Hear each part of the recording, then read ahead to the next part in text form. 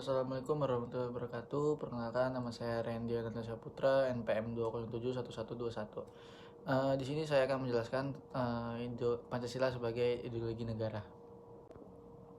Konsep Pancasila sebagai ideologi negara.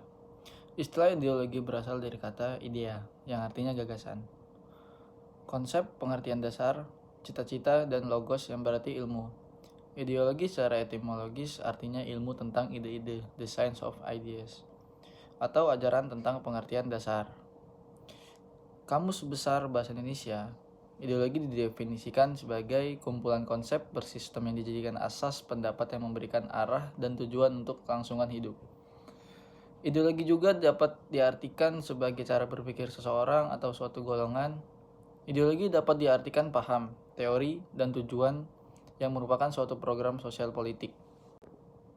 Menurut para ahli sastra prateja, ideologi adalah seperangkat gagasan atau pemikiran yang berorientasi pada tindakan dan diorganisir menjadi suatu sistem yang teratur. Soerjanto, ideologi adalah hasil refleksi manusia berkat kemampuannya menjaga jarak dengan dunia kehidupannya. Mukyarto, ideologi adalah sejumlah doktrin, kepercayaan, dan simbol-simbol sekelompok masyarakat atau suatu bangsa yang menjadi pegangan atau pedoman kerja atau perjuangan untuk mencapai tujuan masyarakat atau bangsa itu. Menurut Paul Hirsch, ideologi sebagai relasi sosial. Alvin Goldner, ideologi sebagai proyek nasional. Martin Seligger, ideologi sebagai sistem kepercayaan. Lalu selanjutnya ada jenis-jenis ideologi dunia. Marxisme, suatu paham yang meletakkan ideologi dalam perspektif evolusi sejarah yang didasarkan pada dua prinsip. Pertama, penentu akhir dari perubahan sosial adalah perubahan dari cara produksi. Kedua, proses perubahan sosial bersifat dialektis. Yang kedua ada liberalisme, suatu paham yang meletakkan ideologi dalam perspektif kebebasan individual. Artinya, lebih mengutamakan hak-hak individu. Yang ketiga, sosialisme, suatu paham yang meletakkan ideologi dalam perspektif kepentingan masyarakat. Artinya negara wajib menyejahterakan seluruh masyarakat atau yang dikenal sebagai konsep welfare state. Keempat, ada kapitalisme, suatu paham yang memberi kebebasan kepada setiap individu untuk menguasai sistem perekonomian dengan kemampuan modal yang ia miliki. Selanjutnya masuk beberapa karakteristik kebudayaan global. A. Berbagai bangsa dan kebudayaan menjadi lebih terbuka terhadap pengaruh timbal balik. B. Pengakuan akan identitas dan keanekaragaman masyarakat dalam berbagai kelompok dengan pluralisme etnis dan religius. C. Masyarakat yang memiliki ideologi dan sistem nilai yang berbeda, bekerjasama dan bersaing sehingga tidak ada satupun ideologi yang dominan. D. Kebudayaan global merupakan sesuatu yang khas secara utuh tetapi tetap bersifat plural dan heterogen. E. Nilai-nilai hak asasi manusia atau disebut HAM, kebebasan, demokrasi menjadi nilai-nilai yang dihayati bersama, tetapi dengan interpretasi yang berbeda-beda. Selanjutnya, alasan diperlukan kajian Pancasila sebagai ideologi negara. Warga negara memahami dan melaksanakan Pancasila sebagai ideologi negara. Unsur-unsur yang mempengaruhi ideologi Pancasila sebagai berikut. A. Unsur ateisme yang terdapat dalam ideologi Marxis atau komunisme bertentangan dengan sila ketuhanan yang Maha Esa. Unsur individualisme dalam liberalisme tidak sesuai dengan prinsip nilai gotong royong dalam sila keadilan sosial bagi seluruh rakyat Indonesia. Kapitalisme yang memberikan kebebasan individu untuk menguasai sistem perekonomian negara tidak sesuai dengan prinsip ekonomi kerakyatan. Penyelenggara negara memahami dan melaksanakan Pancasila sebagai ideologi negara. Unsur penting dalam kebentukan Pancasila sebagai orientasi kehidupan konstitusional.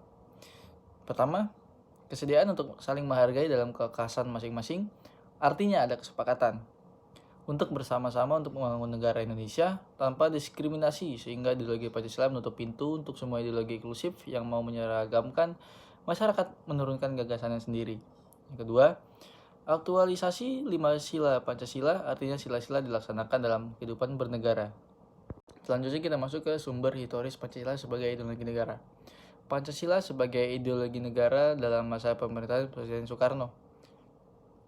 Pancasila sebagai ideologi dalam masa pemerintahan Presiden Soeharto. Pancasila sebagai ideologi dalam masa pemerintahan Presiden Habibie. Pancasila sebagai ideologi dalam masa pemerintahan Presiden Abdurrahman Wahid. Pancasila sebagai ideologi dalam masa pemerintahan Presiden Megawati. Pancasila sebagai ideologi dalam masa pemerintahan Presiden Susilo Bambang Yudhoyono. Selanjutnya masuk ke sumber sosiologis Pancasila sebagai ideologi negara.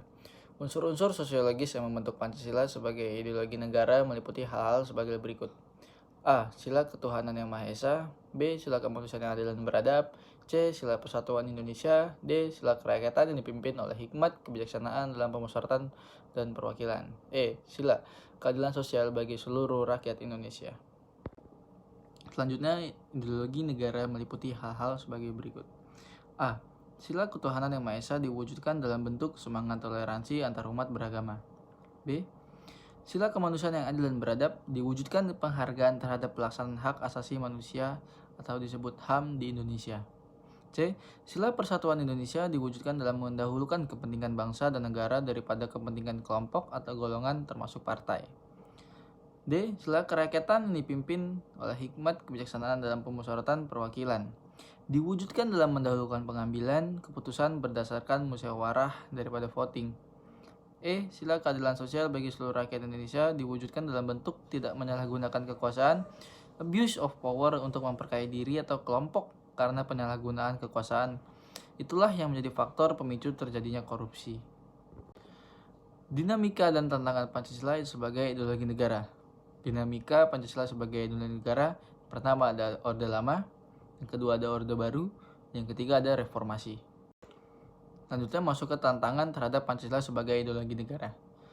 Tantangan terhadap Pancasila sebagai ideologi negara meliputi faktor eksternal dan internal, ataupun faktor eksternal meliputi hal-hal berikut. 1. Pertarungan ideologis antara negara-negara superpower.